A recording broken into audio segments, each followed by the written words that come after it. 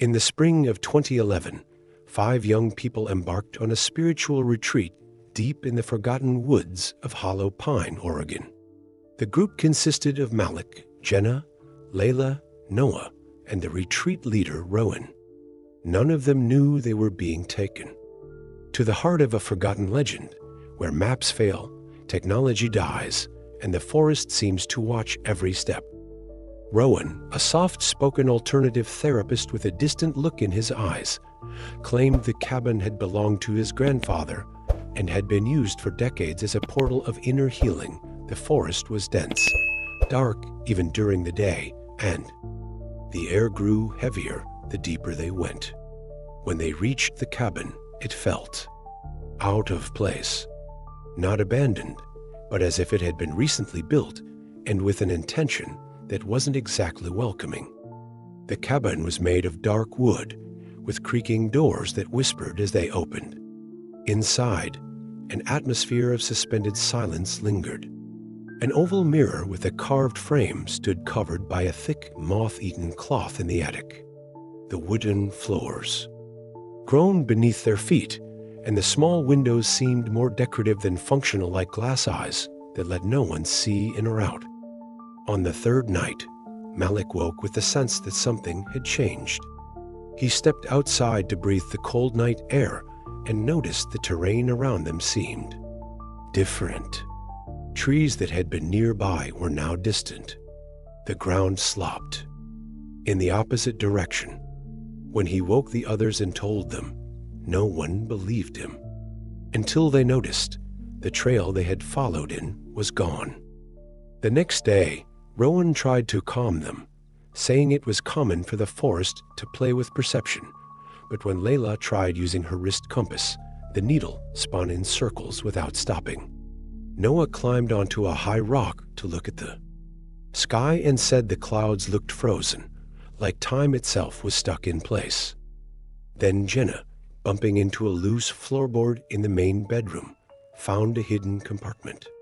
Inside was an old leather-bound journal, covered in worn symbols and handwritten Latin phrases.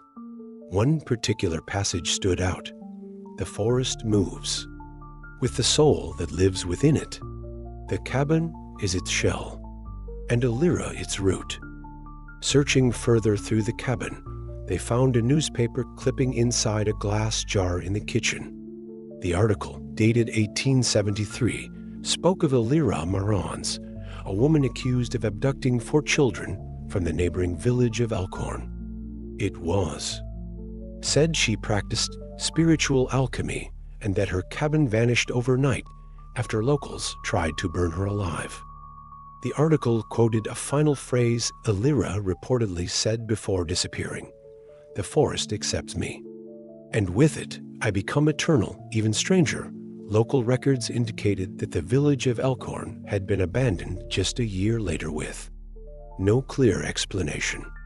The few surviving accounts spoke of a series of disappearances and a forest that swallowed houses. That night, all 5 of them had the same dream. They were trapped inside the cabin, and outside, between the trees, a woman stood watching. She wore rough linen garments, and her eyes seemed to pierce through the soul. She simply whispered, "The forest wants me, and now it wants you." When Malik woke, he had faint finger-shaped marks on his chest. Desperate, they tried to escape through the path they came in on. But the way simply no longer existed. It was as if the terrain had rearranged itself.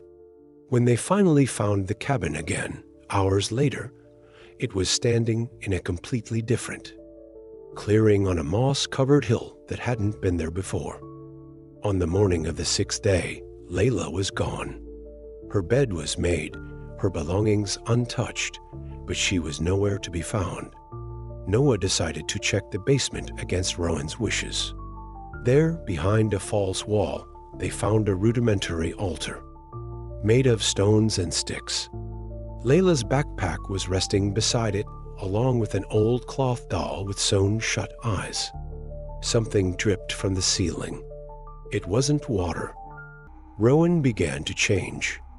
His eyes were always red. He muttered to himself, and he spent hours staring into the mirror in the attic. One night, he simply declared, "She demanded 5. 5 souls. My grandfather escaped because he offered them.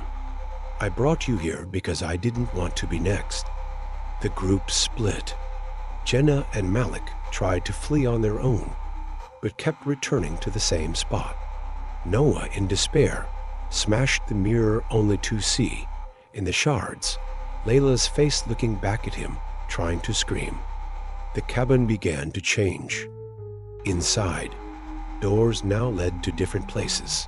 Corridors multiplied. Rooms flipped. It was the living architecture of a nightmare. On the 8th day, Noah vanished. Malik saw him only once briefly, in the forest naked, pale, with pitch-black eyes before he disappeared among the trees. On the 9th day, only Jenna remained. When she woke, the cabin was dead silent.